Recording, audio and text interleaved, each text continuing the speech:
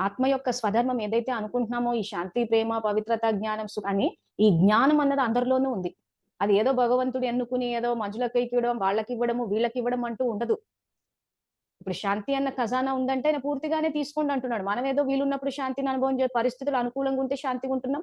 పరిస్థితులు ప్రతికూలంగా ఉంటే వదిలేసుకుంటున్నాం. ఇది అంతే. జ్ఞానం ప్రతి ఆత్మలోనే ఉంది. మరి ఎందుకు ఎమర్జ్ అవ్వట్లేదు అనంటే ఇక్కడే బాబా ఈ రాజయోగాన్ని చెప్తుంది. జ్ఞానం చెప్పేసి సింపుల్ గా మీకు ఇంకా అర్థం కావాలంటే ఇప్పుడు ఈ ఆత్మ ఉంది. ఈ ఆత్మలో ఇవన్నీ ఉన్నాయి. ఈ ఖజానాలు. సో ఇప్పుడు మనం చెప్పుకునేది జ్ఞానం గురించి.